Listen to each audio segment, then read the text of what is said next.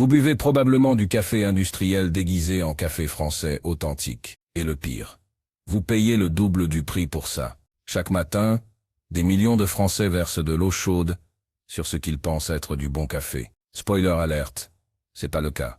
Aujourd'hui, on va démonter 7 marques que vous trouvez dans tous les supermarchés de France. 7 marques qui vous vendent du rêve. 7 marques dont 5 sont à fuir, absolument. Mais accrochez-vous, parce que 2 d'entre elles valent vraiment le coup. Et non, ce ne sont pas celles auxquelles vous pensez. Commençons par celle qui fait le plus mal. Celle que votre grand-mère adorait. Celle qui a trahi toute une génération de buveurs de café. Marque numéro 7. Jacques Vabre. Jacques Vabre. Le nom sonne français. Non? Ça évoque les bistrots parisiens, le café au comptoir, la France éternelle. Sauf que Jacques Vabre appartient à Jacob Douwe Egberts, un conglomérat néerlandais, qui possède aussi Senseo et l'or. Déjà, on est loin du petit artisan français. Mais le vrai problème n'est pas la nationalité. C'est ce qu'il y a dans le paquet. Jacques Vabre utilise majoritairement du Robusta. Pour ceux qui ne savent pas, il existe 2 grandes espèces de café sur Terre. L'Arabica, qui représente environ 60% de la production mondiale, et qui donne ses notes complexes, fruitées, parfois florales. Et le Robusta, qui représente 40% de la production, et qui a, comment dire, le goût d'un pneu brûlé trempé dans de l'eau de vaisselle. Bon, j'exagère. Un peu. Le Robusta a 2 avantages. Il contient 2 fois plus de caféine que l'Arabica. 2, il coûte moitié moins cher à produire. Devinez lequel les industriels préfèrent? Jacques Vabre met jusqu'à 60% de Robusta dans certains de ses mélanges. C'est marqué en tout petit sur le paquet. Faut vraiment chercher. Pourquoi? Parce que le Robusta c'est l'équivalent du vin de table des années 60. Ça réveille, certes. Mais niveau goût, on repassera. Et puis il y a la torréfaction. Jacques Vabre torréfie à haute température pour aller vite. Résultat, les grains sont cramés. L'amertume explose. Les arômes subtils, envolés, disparus. Partis faire la fête ailleurs. Vous payez environ 4 € les 250 grammes. Pour du café qui a le goût de charbon mouillé. Génial. Passons à la suivante. Marque numéro 6. Carte noire. Carte noire. La pub avec l'homme mystérieux en smoking. Le packaging noir élégant. Le slogan qui vous fait croire que vous allez vivre une expérience digne d'un palace parisien. Spoiler, vous allez pas. Carte noire appartient aussi à Jacob Douwe Egberts, même propriétaire que Jacques Vabre. Vous voyez le problème? C'est comme si McDonald's vous vendait 2 burgers différents, en vous faisant croire que l'un est de la haute gastronomie. Le problème avec carte noire, c'est l'oxydation. Vous savez ce qui se passe quand vous laissez une pomme coupée à l'air libre? Elle devient marron, dégueu amer. Le café, c'est pareil. Une fois moulu, il s'oxyde. Rapidement. Très rapidement. Carte noire moude son café en usine, le met dans des paquets sous vide, et vous le vend des mois plus tard. Techniquement, le café est encore consommable. Pratiquement, il a perdu 80% de ses arômes. Mais bon courage. Et on parle même pas du prix. Entre 5 et 6 € les 250 grammes, pour du café moulu oxydé. Pourquoi ces marques sont-elles encore en tête des ventes? Le budget pub. Carte noire dépense des millions en publicité chaque année. Jacques Vabre aussi. Elles sont partout. À la télé, dans les magazines, sur les panneaux d'affichage. Vous les voyez tellement que votre cerveau pense que c'est du bon café. C'est du neuromarketing pur. Et ça marche. Mais attendez, ça va empirer. Marque numéro 5. Grand-mère. Grand-mère. Le nom est mignon. L'emballage est vintage. Ça vous rappelle les dimanches chez mamie, la cuisine qui sent bon, les madeleines de Proust. Et sauf que votre grand-mère mérite mieux que ça. Grand-mère appartient à Mondelez International. Vous savez, la multinationale américaine qui possède aussi Milka, Oreo et Philadelphia. Des géants de l'agroalimentaire qui optimisent les coûts au centime près. Et quand on optimise les coûts dans le café, on optimise la qualité, à la baisse. Le problème avec grand-mère, c'est la traçabilité. Ou plutôt, l'absence totale de traçabilité. D'où viennent les grains? Aucune idée. Quelles sont les conditions de production? Mystère. Est-ce qu'ils respectent des normes environnementales ou sociales? On sait pas. Et eux non plus apparemment. Quand une marque ne vous dit pas d'où vient son café, c'est jamais bon signe. Ça veut dire qu'elle achète au prix le plus bas possible. Peu importe la provenance. Peu importe la qualité. C'est du café de négoce pur. Acheté en bourse comme des actions. Le moins cher possible. Point final. Grand-mère utilise aussi majoritairement du Robusta, encore lui. Et une torréfaction industrielle qui transforme les grains en charbon. Le résultat normal. Vous avez jamais goûté du vrai café. Environ 3,50 €. C'est 250 grammes.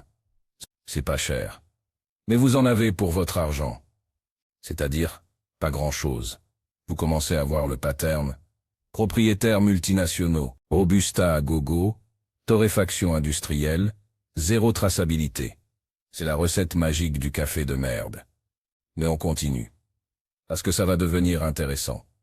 Marque numéro 4. Malongo à Malongo. Là ça devient traître. Parce que Malongo, contrairement aux 3 précédentes, c'est une vraie entreprise française. Basée à Nice, depuis 1000, famille Guichard, 4 générations. Ça sent bon la tradition, non? Et en plus, Malongo fait du marketing responsable. Pire, équitable, écologique. Ils ont même leur propre label Malongo éthique. Ils communiquent à fond sur leur engagement. C'est la marque parfaite. Sur le papier, seulement. Le problème avec Malongo, c'est le décalage. Un énorme décalage entre ce qu'ils disent et ce qu'ils livrent. Leur café est correct. Vraiment correct. Pas mauvais. Mais pas exceptionnel non plus. C'est du milieu de gamme, vendu à prix premium. Vous payez entre 6 et 8 €, les 205. Pour ce prix-là, vous pouvez avoir du café de spécialité chez un torréfacteur artisanal. Du café traçable, fraîchement torréfié. Avec des notes complexes, du vrai bon café quoi. Mais Malongo a compris un truc. Les Français adorent se donner bonne conscience. Ils adorent acheter des produits qui leur font croire qu'ils sauvent la planète. Alors Malongo surfe sur cette vague. Marketing vert, emballage recyclable, label partout. Et ça marche. Le café est pas dégueu, loin de là. C'est de l'arabica. La torréfaction est maîtrisée. Mais pour le prix, vous êtes en train de payer le marketing éthique, pas la qualité intrinsèque du produit. C'est comme acheter un t-shirt H&M de la collection Consius. Vous avez l'impression de faire un geste pour la planète. Mais au final, c'est toujours de la fast fashion. Juste avec une étiquette verte. Malongo, c'est pareil. C'est du café industriel, avec une étiquette éthique. Bon, on arrive au milieu. Et là, attention, ça devient vraiment intéressant. Marque numéro 3. Le Gal, c'est la marque historique. Fondée en 1852. Ancienne. Authentique. Française jusqu'au bout des grains. Leur slogan, torréfaction à l'ancienne. Ça promet. Et contrairement à toutes les marques précédentes, le Gal fait partie des rares à encore torréfier lentement, à basse température, comme au 19e siècle. Ça évite l'amertume excessive. Sur le papier, c'est parfait. Mais il y a un mais. Un gros mais. Le Gal a été racheté. Plusieurs fois. Aujourd'hui, la marque appartient à Massimo Zanetti Beverage Group, un conglomérat italien. Rien de grave en soi. Les Italiens connaissent le café. Mais voilà. Depuis le rachat, la qualité a baissé. Progressivement. Discrètement. Mais elle a baissé. Le problème principal. La fraîcheur. Ou plutôt, le manque de fraîcheur. Le Gal vend toujours son café moulu, en grande surface. Ce café reste sur les étagères pendant des semaines. Des mois parfois. Et un café moulu, même torréfié lentement, même sous vide, ça s'oxyde. Ça perd ses arômes. Ça devient plat. Donc oui, le Gal fait de la vraie torréfaction artisanale. Mais si le café reste 3 mois dans un entrepôt avant d'arriver chez vous, tout ce travail est gâché. Le Gal, c'est la marque frustrante. Le produit de base est excellent. Mais l'expérience finale est décevante. Prix? Entre 5 et 6 € les 205, pas donné pour un résultat moyen. Voilà, on a fait le tour des 5 marques à éviter. 5 marques que vous trouvez partout en France. 5 marques qui représentent 80% du marché du café, en grande distribution. 5 marques qui vous vendent du marketing, plutôt que du café. Mais maintenant, on passe aux 2 bonnes. Les 2 marques qui valent vraiment le coup, celles que vous pouvez acheter les yeux fermés. Et non, c'est pas celle auquel vous pensez. Marque numéro 2, Terre de Café. Terre de Café, vous connaissez probablement pas. Normal. Ils font pas de pub à la télé. Ils ont pas de budget marketing délirant. Ils ont juste du bon café. Fondé en 2009 par Christophe Servel, ancien barista champion de France, Terre de Café est une vraie entreprise artisanale française. Basée à Montreuil, en banlieue parisienne. Petit atelier, petite équipe, grosse passion.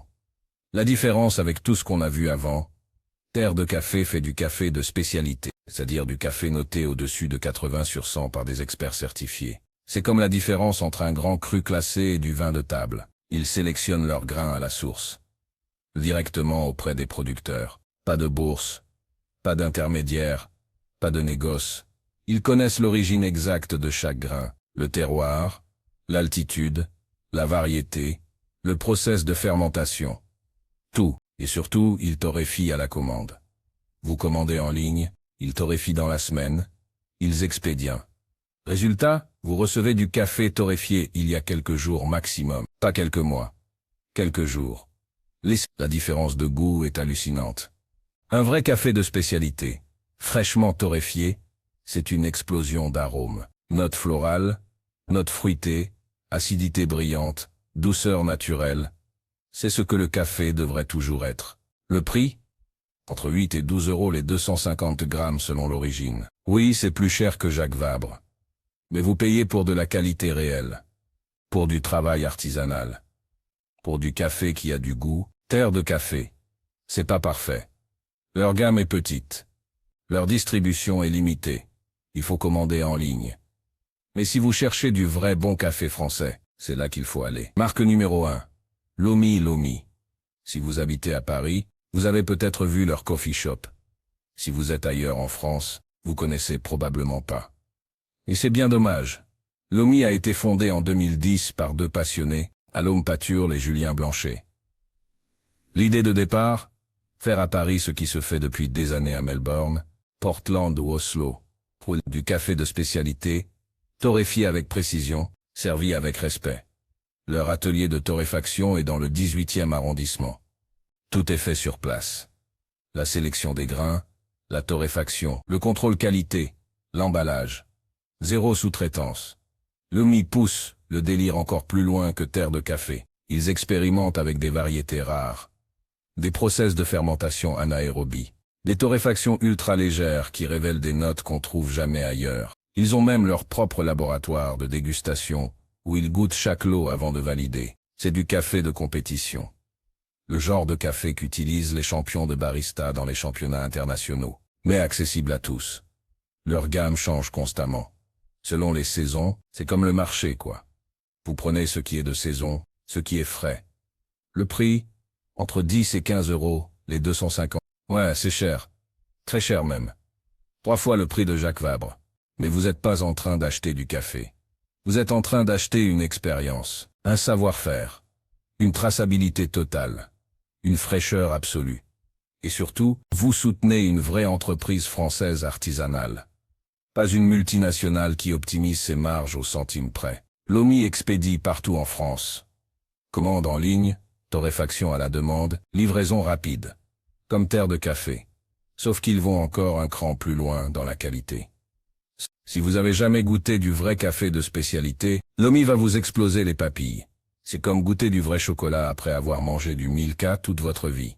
Vous réalisez que tout ce que vous avez bu avant, c'était pas vraiment du café. Voilà. 7 marques. 5 à éviter. 2 excellentes. La vraie question maintenant c'est, pourquoi on vous a menti pendant si longtemps? Pourquoi les grandes marques dominent encore le marché alors que leur café est médiocre? La réponse est simple, le marketing.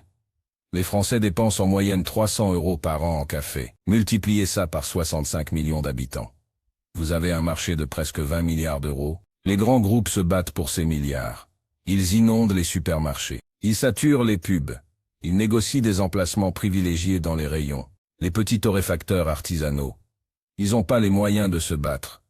Ils comptent sur le bouche à oreille. Sur les gens comme vous qui découvrent leur café et qui en parlent autour d'eux. Alors oui, du bon café coûte plus cher. Mais réfléchissez 2 secondes. Vous payez déjà 4 € pour du Jacques Vabre qui a le goût de pneu. Pour 8 €, vous pouvez avoir du vrai café. Du café qui a des arômes. Du café qui vous réveille pas juste avec la caféine, mais avec le plaisir. C'est comme la bouffe. Vous pouvez manger des nuggets surgelés à 3 € ou un vrai poulet fermier à 12 €. Les deux vous nourrissent. Mais l'expérience est pas la même. Le café c'est pareil. Vous méritez mieux que du Robusta industriel vendu dans un joli packaging. Vous méritez du café qui a du goût. Du café qui raconte une histoire. Du café fait par des gens qui se lèvent le matin parce qu'ils adorent leur boulot, pas parce qu'ils doivent optimiser les marges pour des actionnaires. Alors la prochaine fois que vous êtes au supermarché devant le rayon café, rappelez-vous. Jacques Vabre, Carte Noire, Grammaire, Malongo, Le Gall. À éviter. Terre de café et Lomi. À commander en ligne, les yeux fermés. Votre palais vous remerciera. Votre réveil aussi.